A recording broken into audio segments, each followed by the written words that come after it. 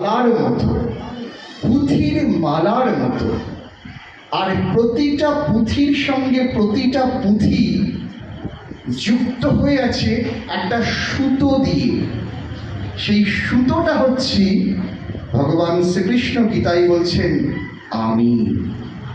তাই তিনি বললেন মন মনা ভব মদভক্ত মদ জাজি মান নমস্কুর।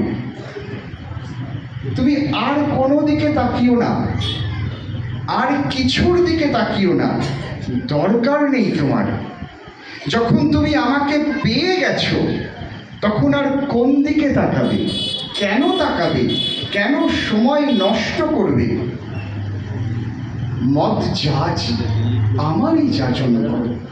মন মনা ভব, তোমার মনটা কেবলমাত্র আমার জন্য সমর্পিত। সরোজিনী মা তামাক সেজে ঠাকুরের জন্য নিয়ে আসছেন। তামাকটা দিতে যাবেন ঠাকুরের হাতে, এই সময় কেউ একটা পাশ থেকে কিছু বললেন। যেই না বলা, তার মনটা একটু ডাইভার্টেড হয়ে গেল। তাকিয়ে ফেললেন যেদিক থেকে আওয়াজ আসছে সেই দিকে।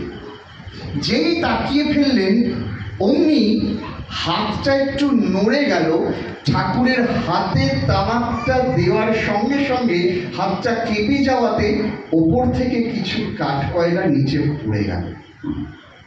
ঠাকুর অবাক হয়ে তার দিকে তাকিয়ে বললেন, তোর মনটা কোথায় ছিল? আগে আমি একটু অন্যমনস্ক হয়ে পড়েছিলাম। অন্যমনস্ক কেন? তোর মনটা তো আমার প্রতি সমর্পিত থাকার কথা, তোর মন অন্যদিকে যায় কি করে? আগে না, এটা কি বলছিল কথা, ওই দিকে আমার মনটা চলে গেছে। মনটা অন্যদিকে যাবি বলে তো এখানে আসিসনি, মনটা অন্য কোথায় যাবে বলে তো এখানে আসেনি। আমার মনটা তো তোর মনটার উপর তো সম্পূর্ণ আমার অধিকার, সেটা অন্যদিকে যায় কি করে? আমরা এটা বুঝি না। আমি নয়নে বসন বাঁধিয়া ঘুরে আধারে মরি গো কাঁদিয়া, আমি দেখি নাই কিছু, বুঝি নাই কিছু, দাও হে দেখায় বুঝাই। আমি তাকে পেয়েও আমি কোন পথে যে চলি আর কোন কথা যে বলি, তোমায় সামনে পেয়েও খুঁজে বেড়াই মনের চোরাগুলি। তিনি আমার সামনে আছেন, আমি চিনতে পারছি না। তিনি আমার সামনে ঘুরে বেড়াচ্ছেন একেবারে সাধারণ মানুষের মতো, অথচ আমি বুঝতে পারছি না। কালী ষষ্ঠী মা, কালী ষষ্ঠী মা যেরকম তার চেহারা ছিল, মানে খুব একটা সুশ্রী তা বলা যায় না, কিন্তু ঠাকুর মার্জনা করবেন রমন শর্মা।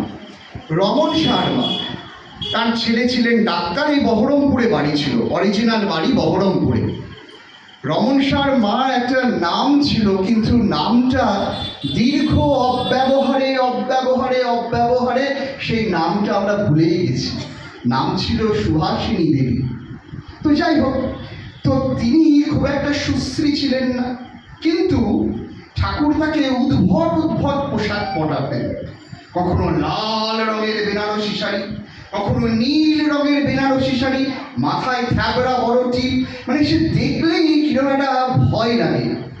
আর খাওয়ানোর গল্প তো আপনারা জানেনই, 10টা মানুষের খাবার খেয়ে নেওয়া তার কাছে কোনো ব্যাপারই ছিল না।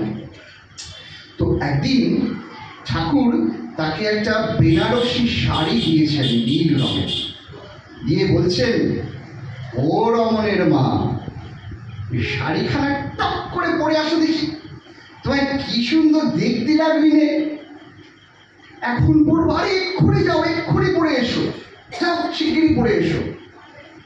আর সেই সময় একজনকে বলা ছিল যে সবসময় তাকে বিরক্ত করতেন ঠাকুরের নির্দেশ অনুযায়ী, আমার এই মুহূর্তে নামটা মনে পড়ছে না, তো তাকে বলা ছিল সে সবসময় বিরক্ত করবে।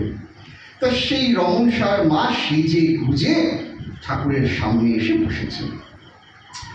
এইবার ঠাকুরের নির্দেশ মতো সেই ভদ্রলোক ঠিক একদম রমণ সার মার গা ঘেঁষে বসেছে, একেবারে গা ঘেঁষে বসেছে। খুব স্বাভাবিক, একজন ভদ্রমহিলা, তার বয়স অল্পই হোক আর বেশি হোক, কোনো এক পুরুষ মানুষ যদি তার গা ঘেঁষে বসে, স্বাভাবিকভাবেই সে একটু বিব্রত হবেই।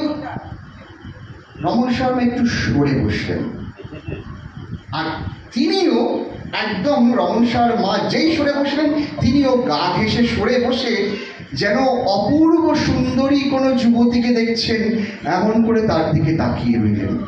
স্বাভাবিক, অস্বস্তি হওয়া অত্যন্ত স্বাভাবিক। একটু পিছিয়ে গেলেন, যেই পিছিয়ে গেলেন সেই ভদ্রলোকও পিছিয়ে গেলেন। এইরকম ভাবে পেছোতে পেছোতে পেছোতে পেছোতে দরজার বাইরে চলে গেলেন। দেখুন লীলা কোন পর্যায়ে যেতে পারে। কিচ্ছু বলছেন না, ঠাকুর সব দেখছেন কিন্তু কিচ্ছু বলছেন না, একটা কথাও বলছেন না। যখন দরজার বাইরে চলে গেছেন, সেই মানুষটিও একদম রমণ সার মার সঙ্গে সঙ্গে ঘেঁষতে ঘেঁষতে বাইরে চলে গেছেন। তারপর রমণ সার মা আরো পেছোচ্ছেন, আরো পেছোচ্ছেন। ঠাকুরের যেন হঠাৎ চোখ পড়েছে। ঠাকুর বললেন, ও রমণের মা, তুমি ওইখানে গেলে কেন ভাই? আরে যেই না বলা, রমণ সার মা যেন বাস্ট করলেন। দেখতে পান না আপনি ওই ডাকরাটা কেমন আমার পেছনে লাগিয়েছে? আমার দিকে খালি আমার পানি চেয়ে বসছে। আমার একটা লজ্জা শরম নাই? অন্য লজ্জা শরম নাই থাকতে পারে, আমার লজ্জা শরম নাই? আপনি এখানে বসে বসে কি করেন? দেখতে পান না? একটু ধমক দিতে পারেন না? ঠাকুরকে উল্টে ধমকে দিলেন। ঠাকুরের প্রশ্নটা দেখুন, ও রমণের মা, তোমার ওই শাড়ি দিছে কেডা? আগে আপনি দিয়েছেন। তুমি কার আশ্রমে আসো? আগে আপনার আশ্রমে। তোমারে 4 বেলা খেতে দেয় কিডা? আগে আপনি দেন।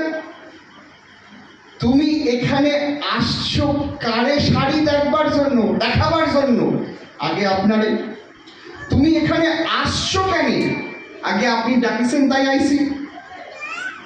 সহজ সরল সত্য 2 আর 2 4। তোমার তো আমাকে দেখানোর কথা, তোমার তো আমার দিকে তাকিয়ে থাকার কথা। তুমি তো এখানে আমার জন্য এসছো, আমি তোমাকে ডেকেছি তাই তুমি এসছো। তুমি তো এসছো আমার জন্য। তোমার চোখ ওর পানে যায় কেন? তোমার চোখটা ওর পানে যায় কেন? আগে দেখেন না কিরকম ভাবে তাকিয়ে থাকে। তাকিয়েও থাকতেই পারে। তুমি যদি ওর দিকে না তাকাও, তোমার যদি মন ওদিকে না যায়, কে তোমার পানে তাকালো আর বাইরে কি হলো সেটা তুমি বুঝবে কেমন ভাই? তার মানে তোমার মন তো আমার প্রতি নেই। তোমার মন যদি আমার প্রতি না থাকে, তাহলে আমি যা বলছি, আমি যা করছি, তা তো তুমি পুরোপুরি পাবে না আমার। ঠিক একই প্রশ্ন, একই রকম ভাবে প্রশ্ন ঠাকুরকে করা হয়েছে। ঠাকুরকে বলা হচ্ছে, আলোচনা প্রসঙ্গের প্রথম খণ্ড, বেশি দূর যাওয়ার দরকার নেই। ঠাকুর, যারা এই আপনার আশ্রমে থাকে, দীর্ঘদিন ধরে আছে, তারা বড় বড় কাজও করে, কিন্তু তারা এত কনসিয়াসলি, ভাষাটা দেখুন, এত কনসিয়াসলি গো বিটুইন করে কি করে? তাদের আচার আচরণের মধ্যে আর বলার মধ্যে সামঞ্জস্য নেই কেন? এটা কেন হয় ঠাকুর? 1941 সালে ঠাকুরকে প্রশ্নটা করা হয়েছে। ঠাকুর বললেন, আমি সৎসঙ্গে আছি, পরে কথা। ঠাকুর বললেন, ওরা আশ্রমে আছে, কে কি মানসিকতা নিয়ে এখানে আছে বুঝতে হয়। কেউ আছে কেউ এখানে বাস করে আমার কাছ থেকে পাওয়ার জন্য, আর কেউ এখানে পড়ে আছে আমাকে পাওয়ার জন্য। তাহলে যারা আমার কাছ থেকে পাওয়ার জন্য আছে আর যারা আমাকে পাওয়ার জন্য আছে, এই দুয়ের মধ্যে তো পার্থক্য থাকবেই, কোনো মিল থাকবে না। তাই নিজেকে জিজ্ঞাসা করতে হয় যে আমি ঠাকুরকে ভালোবাসি কেন? আমি তোমার কাছ থেকে পাবো বলে, নাকি আমি তোমাকে পেতে চাই বলে? বাঁচতে ভালো এসে তুই বাসলি ভালো কারে? পরিণামে ফলটাও পেলি মজলি নিয়ে যাই। তুমি এলে ঠাকুরকে ভালোবাসতে, এসে পরিবেশ পরিস্থিতি দেখে তোমার ভালোবাসার স্থানটা গেল বদলে। তুমি যাকে ভালোবাসতে এসছে তার থেকে প্রায়োরিটি আর একজন পেয়ে গেল, তার ফলটা কি হলো? পরিণামে ফলটাও পেলি মজলি নিয়ে যাবে। যাকে নিয়ে তুমি মজে গেলে ঠিক তেমনটাই ফল পেলে। সঙ্গাত সঞ্জায়তে শ্রদ্ধা। তুমি যার সঙ্গ করবে তোমার সঙ্গতিও ঠিক তেমন তর হবে। তাই ঠাকুর জিজ্ঞাসা করছেন যে তুমি কি চাও? আমরা তো বুঝতে পারি না আমি কেন ঠাকুরকে ধরেছি।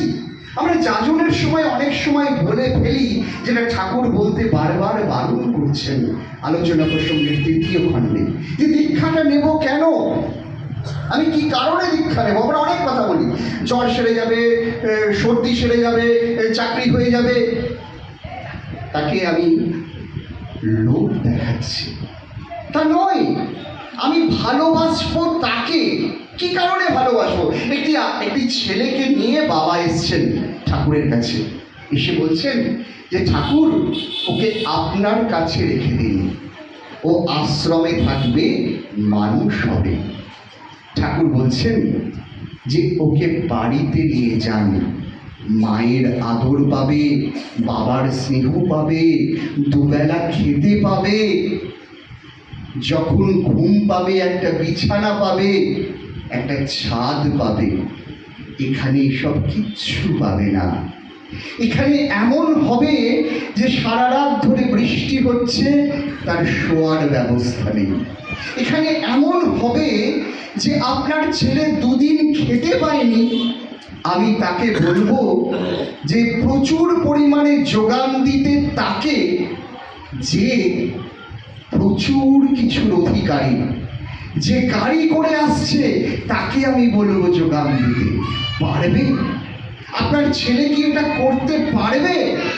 যদি পারে তবে ছেলেকে রেখে যান। আসলে আমরা বলি সব দিতে তুই করলি গুরু, পেতেই পরিত্রাণ, দেবার বেলায় নবঘণ্টা নিতেই লেলিহান।